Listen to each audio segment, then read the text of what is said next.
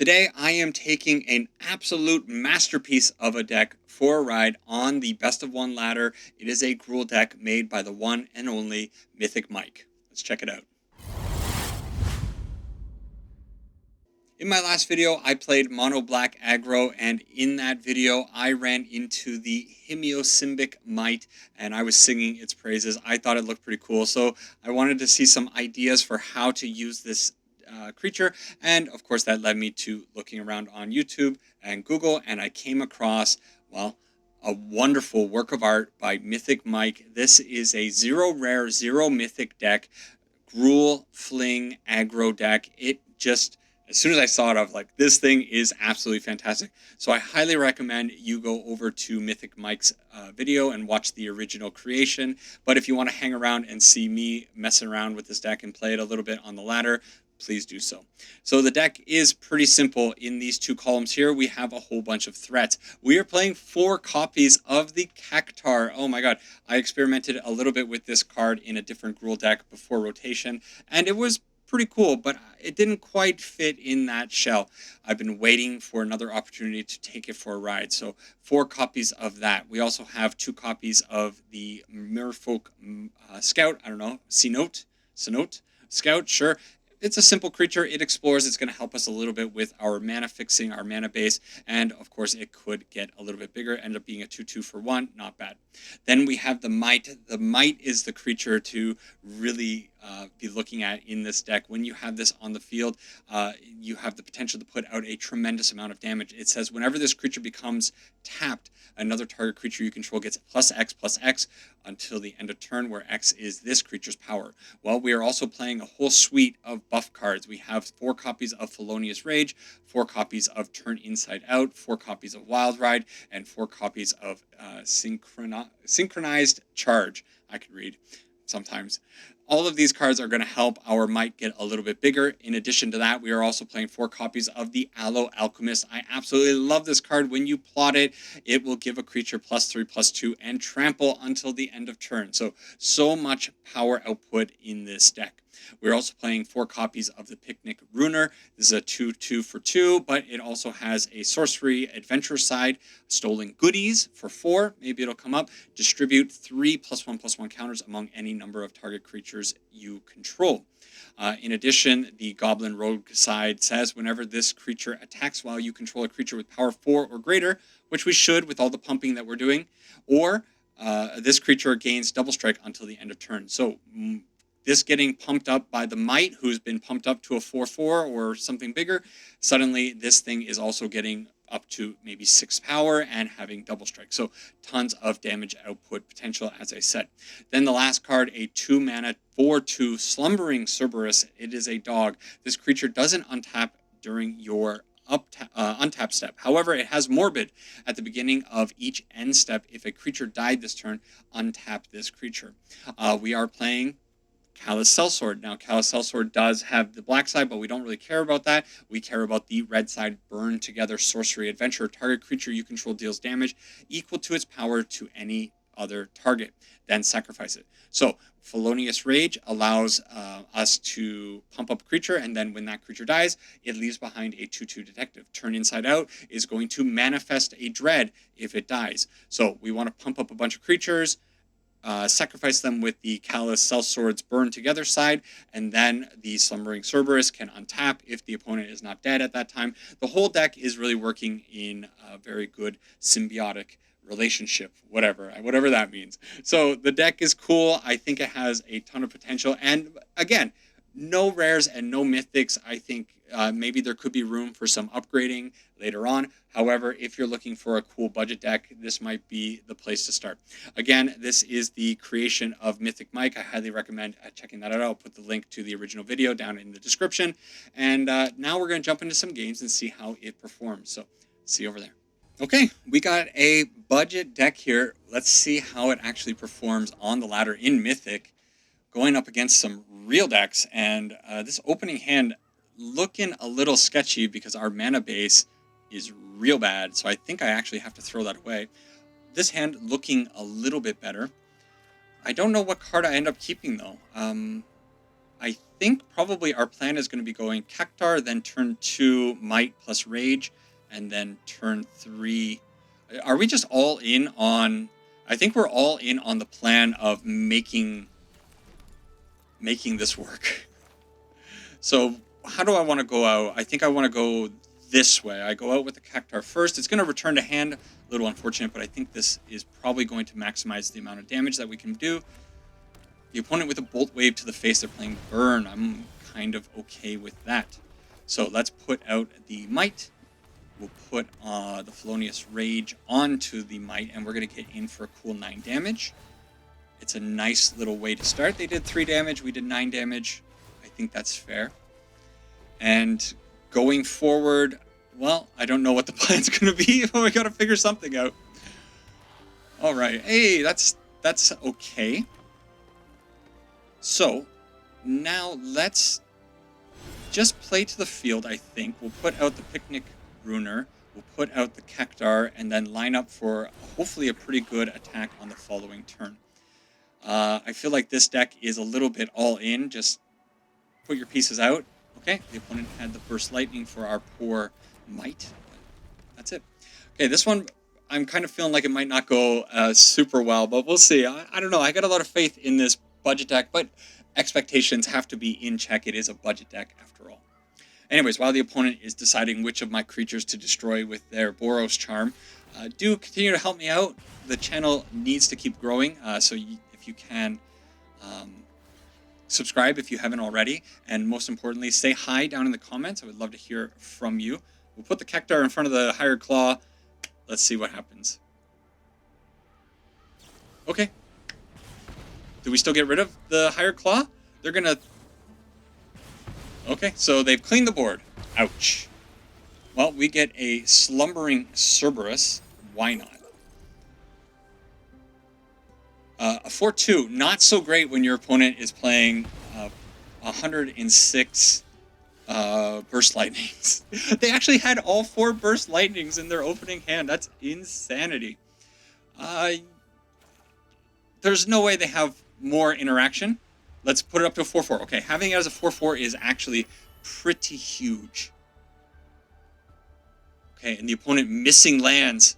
Oh, we got our opening. Okay. Should I put out the Cerberus and continue to pump up the Scout? I think I do. We'll tap down Cerberus. Tapping down Cerberus means Cerberus is going to be tapped for a long time, though. It's fine. It's probably fine. There's no way they get rid of the Scout now. The Scout being a 6-6 against a Boros Burn deck is actually pretty massive. And if we end up finding some kind of pump spell, that could be really good. They're going to have to block here. What choice do they have? Boom, boom. Let's hold the starting town. There's nothing in my deck that makes me want to just toss it out.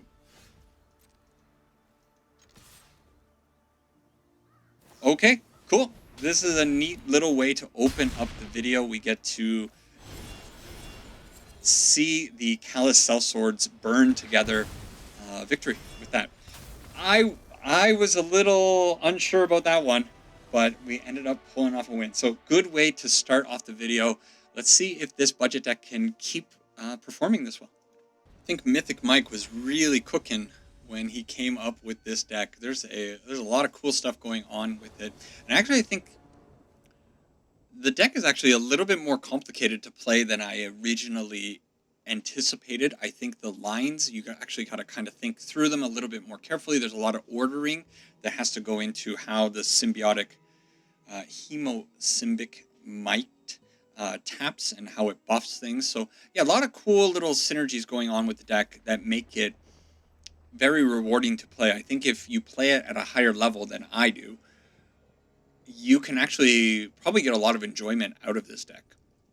Opening hand, I think, looking a little bit rough, and I don't think I can keep 3 pump spells with a Might. That being said, if we do end up peeling one more creature, it does kind of go a little bit crazy. So, you know what? I kind of talked myself into it, sitting here thinking about it. Hey, and look at that. That looks like another creature. So we'll play out the Might. Next turn we'll go out with the Slumbering Cerberus.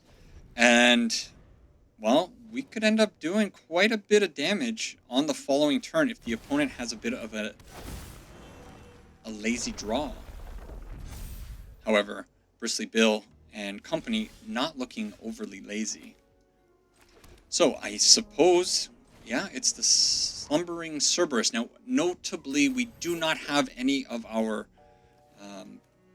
trample enablers. A little bit unfortunate. So I'm not sure if we'll ever actually be able to get damage in on the opponent. And they are pumping up a Mossborn Hydra. This card just a little bit more powerful than our deck. Wow. Well, we kind of put them in a position where they're going to have to block with one of these. Felonious Rage gives haste. It does not give trample.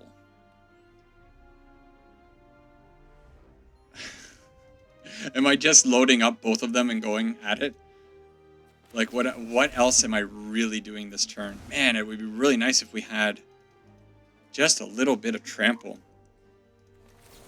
Okay, let's put pressure on the opponent, I suppose. Maybe it makes them block with something. I don't think this is going to go well because they're just going to ignore whatever the damage. We don't have enough damage to push through. Oh, they're going to have to block with one of them though. No, they won't. They won't even have to block with one. I should have gone all three turn inside outs, I suppose. Because now they can just ignore the Might. No, they do have to still... No. I'm babbling. They do have to block the Cerberus at the very least. So we are representing lethal. They're going to put the Bristly Bill in front of the Might. Right? And they still have a Mossborn Hydra that could potentially end the game next turn. This is all we could do. I think not having trample really put us in a weird position. That being said, we did get a few triggers on the inside out and whatnot.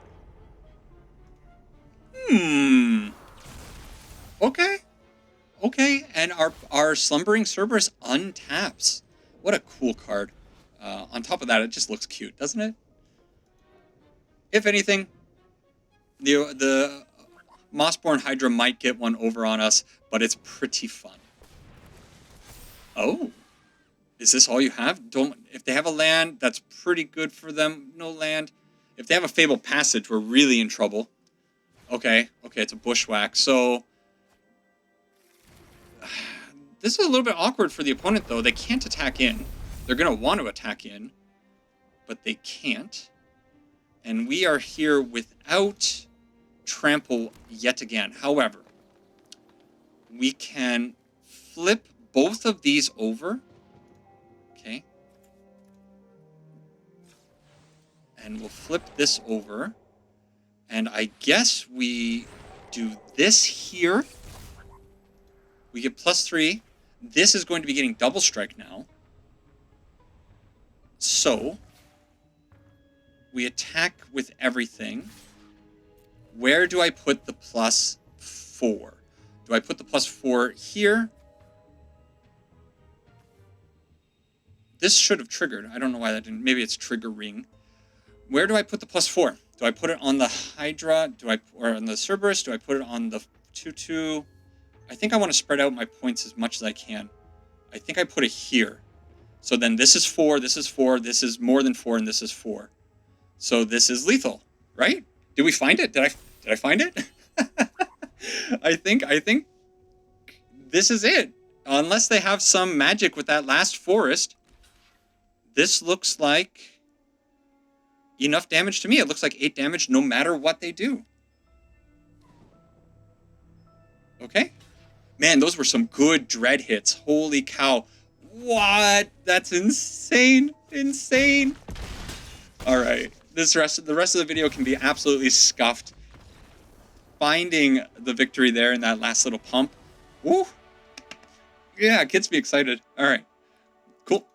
If Mythic Mike, man, if if he ever stumbles across this video and sees me playing this deck, which, you know, that's a long run, I hope he enjoys the happiness that he's bringing, knowing that the little deck that he built can bring so much happiness to somebody. This is not a keep. Throwing this away. Yikes! Okay, well, we're all right. This is just the magic gods saying, "Hey, you, stop smiling. You had enough fun with things. It's time for you to be taken down a peg." All right, we're down to 4. Opponent keeping a full mitt on control. This is going to be a fast one, almost assuredly. We'll put out the Slumbering Cerberus, and it is what it is. Hey, that's a cool man. Ooh, EOE basic lands. I got to do some drafting, I suppose, because that looks like probably from a draft set. Let's attack with a Cerberus that's now going to just sit there, and we'll put out a Cactar, gaining them a point of life. And I'm only going to give this one a few more minutes. I don't think there's any chance that this game rebounds. On top of being in a really bad position, we're stuck on this pretty awful mana base. So we'll see if the opponent has some kind of... Why are you going to counter that? You're going to counter my poor Might? And the Cactar bounced back. Cerberus is still sleeping. Poor little guy. He's all tuckered out from hitting your opponent for 4. And that's probably the safest stock up this opponent has played all day. They do not care about anything that we're doing. All right. They draw 2 cards, of course. They find their 4th land. And we're going to see... Yeah. In the interest of saving my sanity and time, we're going to quick concede this one. Multi 4 against control. Yeah, what are you going to do? What are you going to do? We're going to keep moving. I got to remember to keep my expectations tempered. Is that the right word? That is correct. No more graveyard meta. I like his name. Got to make sure to keep my expectations where they should be. This is definitely a budget deck in the end. And I don't want, you know, a couple of really good games to really get me thinking that this is just going to plow over everybody. We get a nice friendly hello from the opponent. Let's give him a warm welcome as well. Okay, let's get in for 2 damage. What's the opponent have here? What the heck is Scene of the Crime? I don't know. Okay, let's do that, and let's Slumbering Cerberus. I think what I'm kind of gearing up towards doing is maybe Cactar Haste on the following turn. Maybe there could have been an argument to do it last turn. But it is what it is. Town Greeter. Okay. Well, that's going to be nice for chump blocking something that we're doing. Drag to the Roots, Delirium. This spell costs 2 less to cast as long as there are 4 or more card types among cards in your graveyard. Destroy target non-land permanent. Pretty cool card. When this creature dies. So, we have damage, but we do not have trample unless we use our synchronous charge. But we are a little bit pinched on mana, so things are kind of looking a little bit iffy.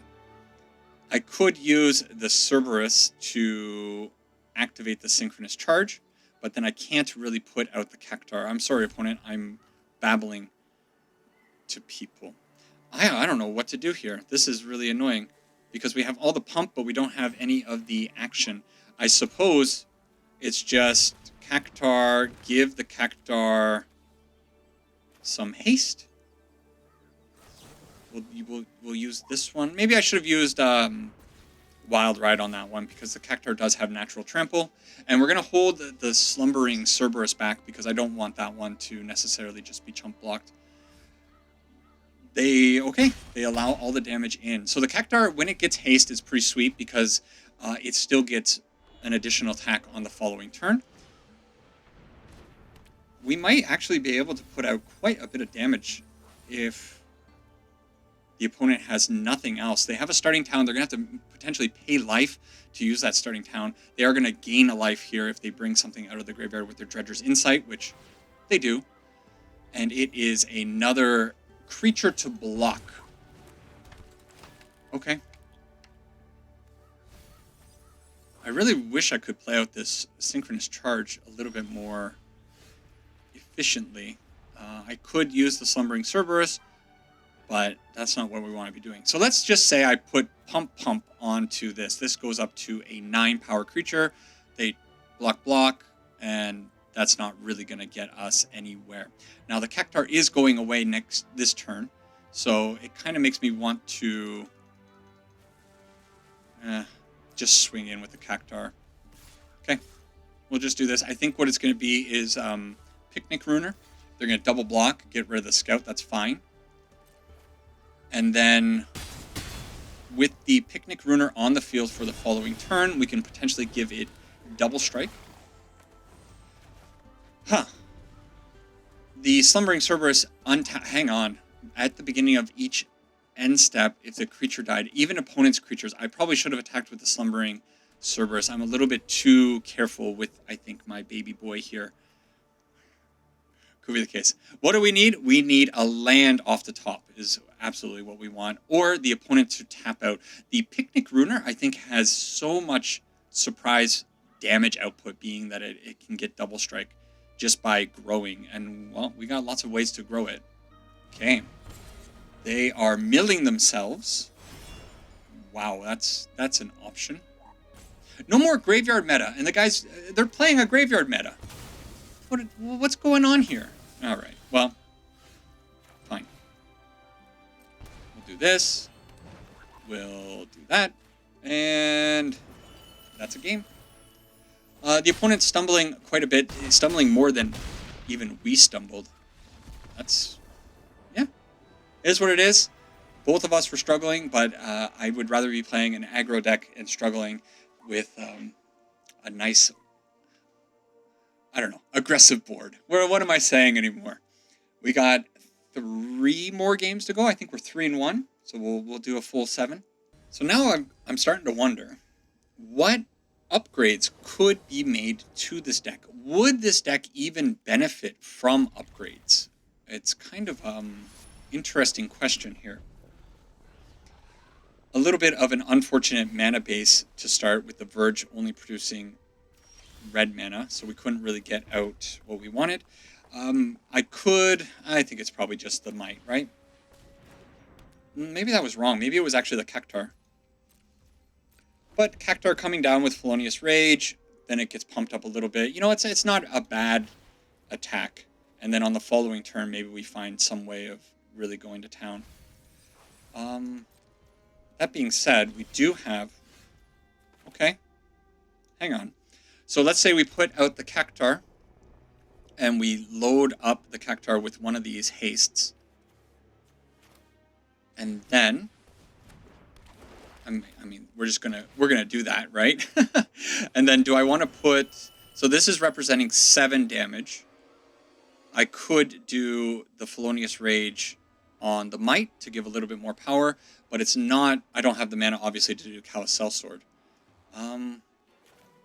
Maybe it's better to just not be too greedy. I'm sorry, opponent. Hey, that's a really cute little emote that they had. Let's give them a scary little guy there. Whatever it is. Wait, we're drawing a ton of lands. The opponent must have some kind of interaction this time. There's no way they're going to let all of this damage through. We do have instant speed thing. I'm really worried about wasting spells here. Are they just going to take 5? Wow, wow, wow. Maybe we missed lethal there. Not believing the opponent. Yeah. Okay, so we still have the Cactuar. For the next turn with the Felonious Rage, we can pump it up. There's the Shoot the Sheriff. So if we did try to pump up something, they would have at least had some way of stopping us. So it wasn't wrong to slow roll things. Just do a little bit of damage. Use your mana. Oh my gosh. Alright. Well, I guess we do the Cactuar. And do I just try to... What would I rather have? Would I rather have a Manifest, or would I rather have a 2/2? I think I would rather have a Manifest.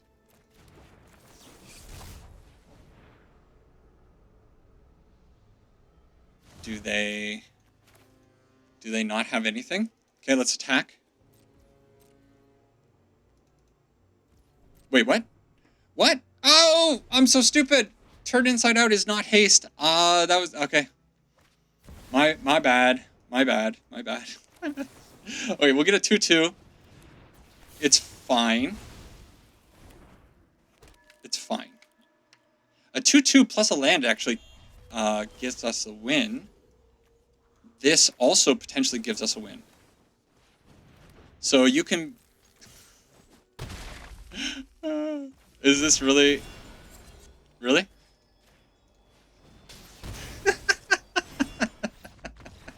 I really like the emote, the Emrakul sleepy emote. I've never seen that before. Well, let's pretend I didn't think that turn inside out gave haste, and let's pretend that I played that game absolutely perfectly. And we see it says victory up there. That's all that matters. So far, I guess we're 4-1. This deck, honestly, I think once you get used to the lines and figure out, some of the nuances of the deck, like any deck, to be fair, but I think you can really put out a ton of damage. I don't particularly like this hand, as we're doing a ton of damage to ourselves, and if our opponent is on an aggro deck, that might be bad. Additionally, we don't really have a lot of cards that we can work with, right? We don't have a pump spell, or not pump spell, we don't have something that we can pump up with the might. If it even survives one turn, I have a feeling it's probably not long for this world. It's going to get burst lightninged or shocked, something like that. Okay, slick shot show off, so the opponent just deciding to go with pressure, which is fine. What do we want? We want some... Okay, that's fine. I think, unfortunately, I got to go starting town. And that's going to be a lot of damage. Maybe I didn't need to go starting town there. Okay. Am I just raging? No. Let's just go with a 1/1. Pump it up. Whatever. And try not to take too much damage from these starting towns. I think we could just die at any moment from this slick shot show off. They have the burst lightning. So if they have a burst lightning, I think I'm okay throwing this onto the scout, trying to get a 2/2 detective out of it at the very least, so that we have at least one creature on the field for the might to buff up if we are able to play out the Aloe Alchemist. They, though, may have... Ooh. Oh, okay. They might have another burst lightning. They have that. Whoa, what is that card? Hang on. Dread Maw's Ire. Until the end of turn, a target attacking creature gets +2/+2 and trample, and whenever this creature deals combat damage to a player, destroy target artifact that player controls. Pretty cool.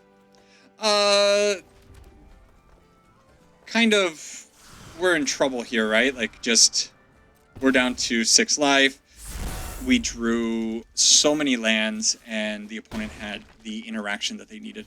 So that's okay. This one just didn't really go our way. It's, I'm glad. I'm happy for the mono red player, because I want mono red to be a deck so badly. So I'm fine giving a win to the mono red player. Believe in yourself, mono red player. You can do it. One more. Okay, the 7th and final game in this. We are currently 4-2. So it'd be nice to finish with another win, and the opening hand looks better. Now, I keep messing this up. What do I want to go out with first? Do I want to go out with a Cactuar first, or do I want to go out with a Might first? So the thing is, if you put out the Cactuar now, then next turn it can attack. But then it's going to bounce back to my hand. If I put out the Might, it's not going to have something to attack with, but I can pump it up for 7. So I don't think there's any interaction where I can really benefit from having the Might on the field. Like, I don't think I can attack in with the Might, giving the Might a buff and also giving it to the Cactuar. I think it's just a little bit awkward line. It's an awkward line. So what isn't awkward, though, is putting out the Cactuar And let's put the, you know what, let's put the Felonious Rage on the Cactuar. And we're going to attack in for a cool 7 points of damage here. The opponent having just the 0-1 Chocobo. Maybe I should have put out the Picnic Ruiner, actually. Now I'm kind of looking at it. That being said, I can put out the Picnic Ruiner with the Wild Ride next turn, pump him up a little bit, and he's going to be doing quite a bit of damage. But... okay. Oh! Okay. So... if I Wild Ride the Might, I give +4 to the Cactuar. The Cactuar is going to be doing 7 points of damage. Then I can do another 7 points of damage. They're going to block. Probably they block pretty hard. Let's try. Let's try. It all depends on how they block.